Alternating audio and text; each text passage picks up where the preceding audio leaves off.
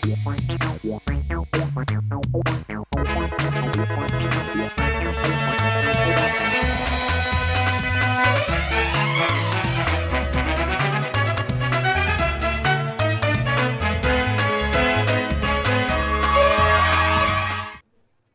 मेरा नाम है जयंती झा और आप देख रहे हैं राष्ट्रीय समाचार। आइए एक नजर डालते हैं आज के हेडलाइंस पर।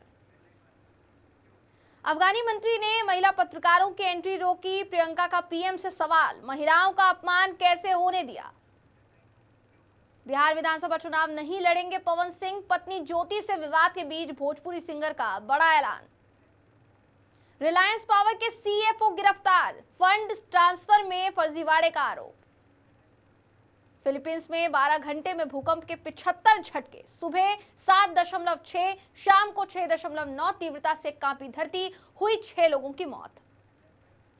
पाकिस्तानी पंजाब में अल्पसंख्यक समुदाय पर फायरिंग, हमलावर ने नमाज के दौरान चलाई गोली, 6 लोग घायल। अब खबरें विस्तार से।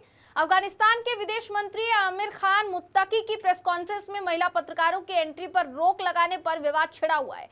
कांग्रेस सांसद प्रियंका गांधी वाड्रा ने पीएम मोदी से पूछा कि भारत में हमारे ही देश की कुछ सबसे सक्षम महिलाओं का अपमान आखिर कैसे होने दिया गया, जबकि महिलाएं ही देश की रीढ़ और गौरव है। वहीं विवाद बढ़ने पर भारत के विदेश मंत्रालय यानी मिनिस्ट्री ऑफ एक्सटर्नल अफेयर्स ने यह कहा कि अफगानिस्तान के विदेश मंत्री की प्रेस कॉन्फ्रेंस में उनका कोई रोल नहीं था, न ही उनकी तरफ से पत्रकारों को बुलाया गया था। ये प्रेस कॉन्फ्रेंस अफगानी एम्बेसी में हुई थी। विदेश मंत्रालय ने यह भी कहा कि जब अफगानिस्तानी मंत्री दिल्ली आए तो मुंबई स्थित अफगानिस्तान के काउंसिल जनरल ने ही 10 अक्टूबर को चुनिंदा पत्रकारों को आमंत्रण भेजा था। अफगान दूतावास भारत सरकार के अधिकार क्षेत्र में नहीं आता है। बता दें कि अफगानी विदेश मंत्री 9 से 16 अक्टूबर तक भारत दौरे पर हैं।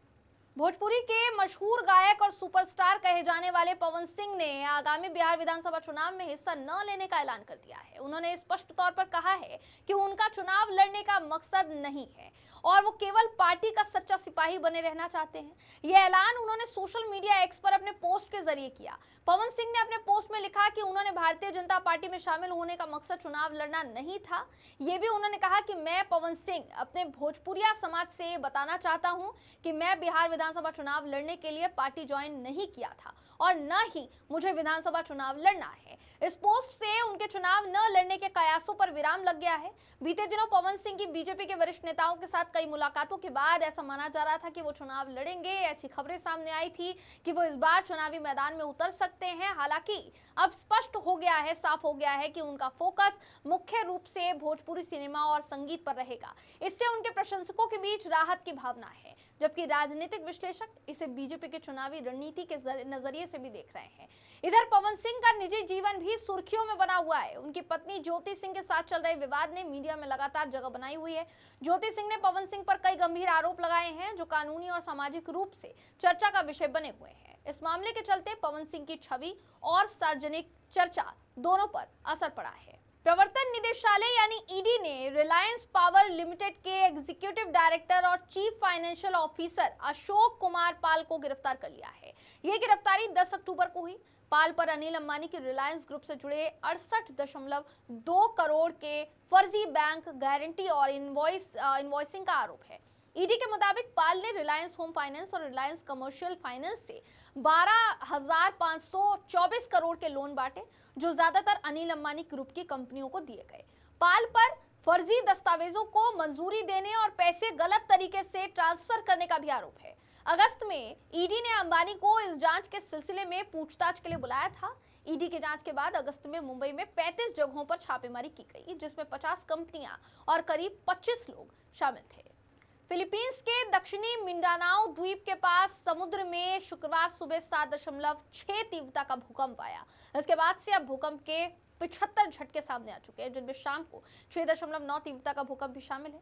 इससे पहले पैसिफिक सुनामी वार्निंग सेंटर ने सुबह सुनामी की चेतावनी जारी की थी, लेकिन 2 घंटे बाद ही इसे हटा लिया गया था। अब स्थिति सामान्य है।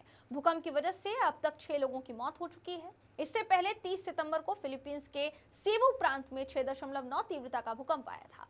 इसकी वजह से 72 लोगों की मौत हो गई थी, जबकि करीब 150 लोग घायल हुए थे। पाकिस्तान के पंजाब प्रांत के चेनाब नगर में अल्पसंख्यक अहमदिया समुदाय के पूजा स्थल बैतुल मेहदी पर एक संदिग्ध व्यक्ति ने फायरिंग किया। ये घटना शुक्रवार की नमाज के दौरान हुई।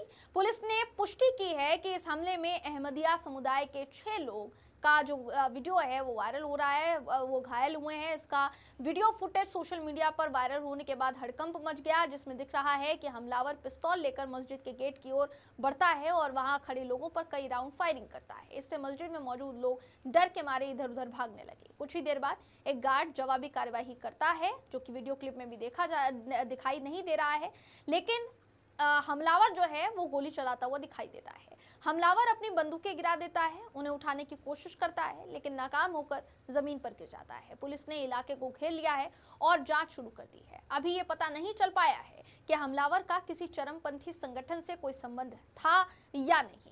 किसी भी संगठन ने अभी तक हमले की जिम्मेदारी नहीं ली है, लेकिन पहले भी तहरीके लब्बैक पाकिस्तान यानी TLP जैसे समूह अहमदिया समुदाय के पूजा स्थलों को निशाना बना चुके हैं। पाकिस्तान में अहमदिया समुदाय खुद को मुसलमान मानते हैं। इन्हें 1974 में गैर मुस्लिम घोषित कर दिया गया था। बाद में बने कानूनों ने उन्हें मुस्लिम के रूप में पूजा करने या अपनी पहचान बताने पर रोक लगा दी। उनके मस्जिदों में मीनारे बनाने या कुरान की आयतें प्रदर्शित करने पर भी पाबंदी लगा दी गई है। डायमंड सिटी सूरत से एक हैरान कर देने वाला मामला सामने आया है। सूरत पुलिस ने एक बड़े रैकेट का भंडाफोड़ किया है। ये रैकेट 45.92 करोड़ रुपए के साइबर क्राइम से जुड़ा हुआ बताया जा रहा है। सूरत से देखिए हमारे संवाददाता अमित राजपूत की ये रिपोर्ट। रहने वाले परवीन धांधल सूरत के हीरा उद्योग में रत्न कला कारीगर के रूप में काम करते थे। करीब 2 साल पहले उनकी नौकरी चली गई। कुछ समय बाद उनके बेटे चंद्रराज की भी नौकरी खत्म हो गई। बेरोजगारी के दौर में दोनों ने ऑनलाइन सट्टेबाजी शुरू की और इसी दौरान उनकी पहचान दुबई में बैठे साइबर माफिया विपुल उर्फ अंकित से हुई। विपुल ने परवीन को एक व्हाट्सएप ग्रुप में जोड़ा, जिसमें कोबरा और क्विट्स जैसे फर्जी नामों से सक्रिय कई आरोपी शामिल थे। धीरे धीरे पिता पुत्र की यह जोड़ी अंतर्राष्ट्रीय साइबर नेटवर्क का हिस्सा बन गई। सूरत के कौसाड़ आवास में स्थित महज 10 बाय 12 फीट के कमरे में कपड़ों के पोटलों में बैंक अकाउंट किट और साइबर फ्रॉड के उपकरण छिपा कर रखे गए थे। सूरत साइबर सेल जब वहां पहुंची तो हैरान रह गई। पुलिस को वहां से 12 debit card, 19 passbook, 132 chequebook, 54 SIM card, QR code 35, swipe machine 1, rubber stamp 7 और भी कई उपकरण मिले हैं। इन वस्तुओं से साफ है कि एक छोटे से घर से इंटर स्टेट लेवल पर विशाल नेटवर्क चलाया जा रहा था। माननीय गृह मंत्री साहिब और की सूचना मुजब और CP सर के मार्गदर्शन में कल साइबर सेल टीम के द्वारा ओसाड़ आवास में कल एक रेड करने में आई। उस रेड में एक 10 बाय 15 फीट के कमरे में हमें एक बोरी मिली, एक बैग मिला, जिसमें बहुत सारे बैंक अकाउंट के किट थे।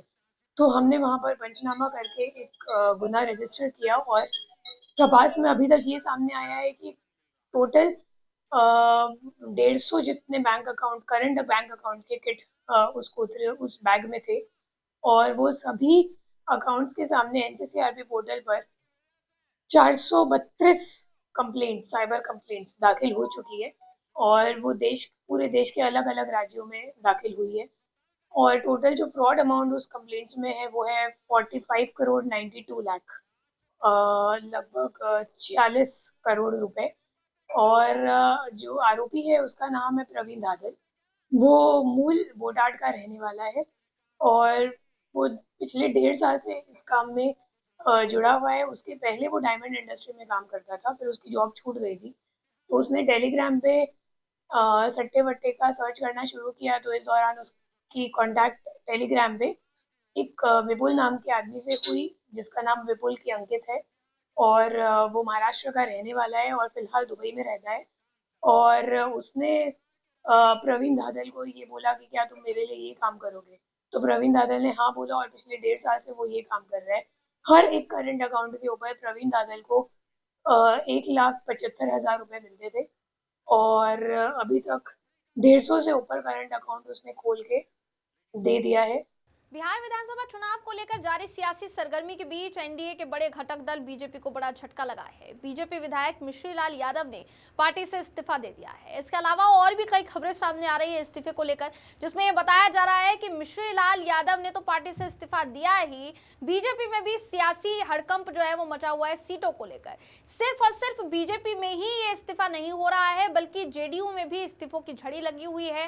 बीती रात कई विधायक, कई नेता पार्टी छोड़कर सीधे सीधे आरजेडी में शामिल हुए और उस पूरे सियासी घटनाक्रम से बिहार के चुनावी माहौल में सरगर्मियां पैदा हो गई है, जिसके बाद ये कहा जा रहा है कि अगर ये पाला बदल प्रक्रिया शुरू रही तो और कितने विधायक, कितने नेता पाला बदलेंगे, इस बात पर सबकी निगाहें टिकी हुई है। पेरू में रातों रात बड़ा उलटफेर हुआ। देश संसद ने महाभियोग चलाकर देश की पहली महिला राष्ट्रपति डीना बोलुआर्ट को पद से हटा दिया। इसके बाद एक दशक से भी कम समय में देश को 38 वर्षीय जोस जेरी के रूप में शुक्रवार को 7वां राष्ट्रपति मिला। जेरी पेशे से वकील हैं और उन्हें राजनीति का कम अनुभव है। वो जुलाई में कांग्रेस यानी संसद के अध्यक्ष बने थे। जोस जेरी ने शपथ ग्रहण करने के बाद कहा कि सुलह की कोशिश वो करेंगे, बेलगाम अपराध से निपटेंगे और अप्रैल में जब पेरूवासी नए राष्ट्रपति का चुनाव करेंगे तो वो सुनिश्चित करेंगे कि निष्पक्ष चुनाव कराए जाएं। संसद ने बोलुआर्टे की सरकार के अपराध रोकने में असमर्थ रहने का हवाला देकर उन्हें पद से हटाने के लिए मतदान के 4 अनुरोधों को स्वीकार कर लिया, जिसके बाद सांसदों ने देर रात 1:30 बजे 130 सदस्यीय एक सदनी कांग्रेस में बहस और महाभियोग सुनवाई की व्यवस्था की। उन्होंने अनुरोध किया कि बोलुआर्टे आधी रात से कुछ समय पहले उनके समक्ष पेश होकर अपना बचाव करें, लेकिन जब वो नहीं आई तो उन्हें पद से तुरंत हटाने के लिए मतदान किया गया। कुछ ही देर में आधी रात के बाद 124 सांसदों ने बोलुआर्टे पर महाभियोग चलाने के लिए मतदान किया। इस प्रयास के खिलाफ कोई वोट नहीं पड़ा। ये उन्हें पद से हटाने का 9वां प्रयास था। ये चौंकाने वाला घटनाक्रम राजधानी में एक संगीत समारोह में एक व्यक्ति द्वारा की गई गोलीबारी के कुछ ही घंटों बाद हुआ। इस गोलीबारी में 5 लोग घायल हो गए थे और देश में अपराध के प्रति लोगों का गुस्सा भड़क उठा। शिक्षा मंत्रालय 2026-27 के सेशन से तीसरी क्लास से ही स्कूलों के सिलेबस में एआई यानी आर्टिफिशियल इंटेलिजेंस को शामिल करने जा रहा है। सीबीएसई इसके लिए कोर्स फ्रेमवर्क तैयार कर रहा है। School education secretary Sanjay Kumar ने बताया कि पायलट प्रोजेक्ट के तहत टीचर्स एआई टूल्स की मदद से लेसन प्लान तैयार कर रहे हैं। फिलहाल देश भर के 18,000 से ज्यादा सीबीएसई स्कूलों में क्लास 6 से एआई को स्किल सब्जेक्ट के तौर पर पढ़ाया जा रहा है। इसके लिए 15 घंटे का एक मॉड्यूल है। क्लास 9 से 12 तक एआई एक ऑप्शनल सब्जेक्ट के तौर पर मौजूद है। उत्तर प्रदेश की राजधानी में एक बार फिर जयप्रकाश नारायण की जयंती पर सियासी संग्राम देखने को मिल रहा है। पिछले साल हुए हंगामे को देखते हुए इस साल लखनऊ स्थित जयप्रकाश नारायण इंटरनेशनल सेंटर में सुरक्षा व्यवस्था चाक चौबंद की गई। अखिलेश यादव को जेपीएनआईसी जाने से रोकने के लिए डबल लेयर बैरिकेडिंग की गई। इसके बाद ही जेपीएनआईसी पहुंचने वाले रास्तों को भी बंद कर दिया गया था। अखिलेश यादव की तरफ से जेपीएनआईसी पर माल्यार्पण की कोई घोषणा नहीं की गई। हालांकि साल 2023 में जेपी प्रतिमा पर माल्यार्पण करने के लिए अखिलेश यादव गेट फांदकर अंदर घुस गए थे। इसके अलावा पिछले साल 2024 में अखिलेश ने अपने आवास पर ही जेपी की प्रतिमा पर माल्यार्पण किया था। समाजवादी पार्टी के मुताबिक इस साल भी पार्टी मुख्यालय में ही माल्यार्पण का कार्यक्रम होगा। फिलहाल जेपीएनआईसी जाने की कोई योजना नहीं है। साल 2023 में अखिलेश यादव ने जिस गेट को फांदा था वहां अब दीवार खड़ी कर दी गई है और टिन शेड का घेरा भी फिक्स कर दिया गया है। इसके साथ ही पुलिस बल की तैनाती भी की गई है। इतना सब केवल जेपीएनआईसी में एंट्री रोकने के लिए किया गया है, जिसे सुनकर हर कोई हैरान है। अंतर्राष्ट्रीय सौंदर्य प्रतियोगिता मिसेस यूनिवर्स 2025 में भारत ने इतिहास ही रच दिया है। मिसेस यूनिवर्स का 48वां संस्करण फिलीपींस के मनीला में आयोजित हुआ था। इस खिताब को जीतने वाली कंटेस्टेंट शेरी सिंह है।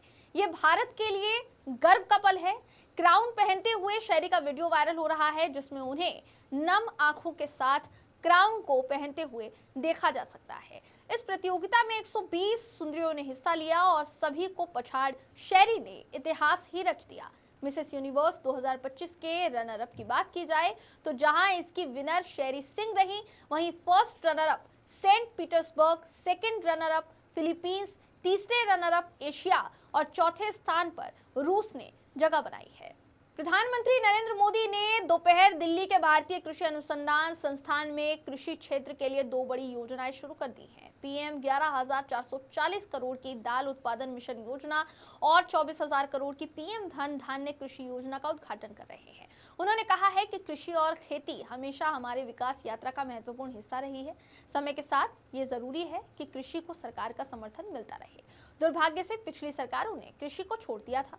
पीएम ने यह भी कहा कि 21वीं सदी के भारत को तेजी से विकसित करने के लिए हमारी कृषि प्रणाली में सुधार जरूरी था। ये काम 2014 में शुरू हुआ। हमने पिछली सरकारों के लापरवाह रवैये को बदला। बीज से लेकर बाजार तक किसानों के लाभ के लिए अनगिनत सुधार किए। दिवाली से कुछ दिन पहले सुप्रीम कोर्ट ने दिल्ली एनसीआर में पटाखों पर बैन हटाने की याचिका पर सुनवाई की है और इस दौरान कोर्ट ने कहा है कि दिल्ली एनसीआर में पटाखों पर बैन लगाना असंभव सा है। यह व्यवहारिक और आदर्श नहीं है। चीफ जस्टिस बीआर गवई और जस्टिस विनोद चंद्रन की बेंच ने कहा कि ऐसे प्रतिबंधों का अक्सर उल्लंघन होता है। इसी के साथ साथ बेंच ने दिल्ली एनसीआर में ग्रीन पटाखों को बनाने और बेचने की परमिशन देने वाली याचिकाओं पर अपना फैसला सुरक्षित रख लिया। सुनवाई के दौरान केंद्र और दिल्ली एनसीआर के राज्यों की ओर से पेश सॉलिसिटर जनरल तुषार मेहता ने कहा कि बच्चों को त्योहार मनाने दें, बिना टाइम लिमिट और रोक टोक पटाखे फोड़े दिए जाने चाहिए। अमेरिकी राष्ट्रपति डोनाल्ड ट्रंप ने चीन पर 100% टैरिफ लगाने की घोषणा की है। चीन से अमेरिका आने वाले सामानों पर पहले से 30% टैरिफ लगा रहा है। ऐसे में चीन पर कुल 130% टैरिफ लगेगा। ट्रंप ने शुक्रवार को यह कहा कि नया टैरिफ 1 नवंबर से लागू होगा। ट्रंप ने 1 नवंबर से सभी अहम सॉफ्टवेयर के निर्यात पर कंट्रोल करने की बात कही है। ट्रंप ने social media platform truth social पर यह कहा कि यह दुनिया के लगभग हर देश के लिए मुश्किल खड़ी करेगा। दरअसल चीन ने 9 अक्टूबर को दुर्लभ खनिज पर निर्यात को और कड़ा कर दिया था, जिसके जवाब में ट्रंप ने नए टैरिफ लगाए हैं। इन नियमों के तहत चीनी खनिजों या तकनीक का इस्तेमाल करने वाली विदेशी कंपनियों को लाइसेंस लेना होगा। चीन ने किसी विदेशी सेना से जुड़ी कंपनियों को ऐसे लाइसेंस नहीं देने की भी बात कही है। अफगानिस्तान के विदेश मंत्री आमिर खान मुत्तकी का भारत दौरा और देवबंद यात्रा चर्चा में है। 2021 के बाद किसी तालिबान अधिकारी की ये पहली भारत यात्रा है। देवबंद के दारुल उलम का तालिबान से गहरा ऐतिहासिक और वैचारिक जुड़ाव रहा है। मुत्तकी का यह दौरा भारत अफगानिस्तान के बीच सांस्कृतिक और कूटनीतिक संबंधों में नए पुल बनाने का संकेत दे रहा है। पाकिस्तान में तालिबान शासन के विदेश मंत्री आमिर खान मुत्तकी भारत दौरे पर हैं। 2021 में सत्ता संभालने के बाद किसी तालिबानी अधिकारी का यह पहला भारत दौरा है। अफगान के विदेश मंत्री का भारत दौरा सिर्फ द्विपक्षीय बैठकों और कूटनीतिक संबंधों तक सीमित नहीं है, बल्कि मुत्तकी ने विदेश मंत्री एस जयशंकर से जो मुलाकात की है उसमें भी उन्होंने ये बातें रखी हैं कि ये साझेदारी आगे तक जाएगी। उत्तर प्रदेश के सहारनपुर जिले के मशहूर कस्बे देवबंद वो पहुंचेंगे। वहां विश्व प्रसिद्ध इस्लामी शिक्षण संस्थान दारुल उलूम का वो दौरा करेंगे। साथ ही ये भी कहा गया है कि यहाँ कई मौलानाओं और छात्रों से वो मुलाकात करेंगे। इस खबर के बाद से उनके देवबंद जाने की वजह को लेकर पूरे भारत में उत्सुकता बनी हुई है। उनके दौरे को लेकर दारुल उलूम प्रबंधन और सुरक्षा एजेंसियों ने तैयारियां कर दी है। बता दें कि देवबंद के दारुल उलूम की स्थापना ब्रिटिश राज वाले भारत में 1866 में हुई थी। ये संस्थान देवबंद इस्लामी विचारधारा का जन्मस्थान बना, जो एक सुधारवादी और कट्टरपंथी सुन्नी इस्लाम की धारा है। इसके संस्थापक मौलाना मोहम्मद कासिम नानोतवी, हाजी आबिद हुसैन और बाकी के लोग थे। अब वक्त है एक ब्रेक का, मिलते हैं ब्रेक के बाद।